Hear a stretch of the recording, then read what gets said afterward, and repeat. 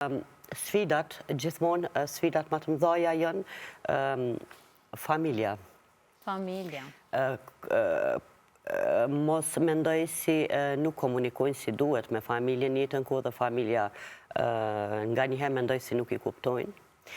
Duke marrë parasysh ato ndryshimet e humorit edhe gjithçka tjetër, problemet e adoleshentët janë zakonisht teksume të ata fëmijë ku në fazat e para të zhvillimit ose në vitet e para, e cila ndikon shumë. Unë e kam thënë disa herë, vitet e para të zhvillimit të fëmijës ndikojnë shumë pastaj në adoleshencë, në një farë forme qesim pa gjithë përvojat e asaj aty në viteve që ka kaluar fëmijë.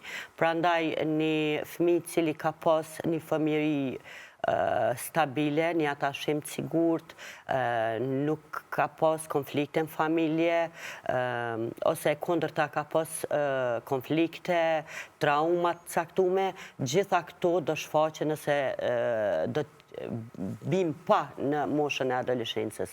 Prandaj mendoj si zakonisht ata të cilët kanë pas probleme në këto vitet e hershme të fëmijërisë, janë ata të cilat vërtet kërkojnë ndihmë të psikologut, zakonisht kërkojnë ndihmë prindërit, po janë pasojë në shumicën e rasteve këtyre viteve të mëhershme të fëmijërisë. E qartë.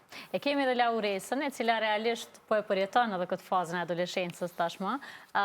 Me qenë se je në këtë rrugtim edhe e përjeton çdo emocion vetë, tregon pak ti vetë si e sheh periudhën e adoleshencës, qysh po e përjeton, qysh po e kalon?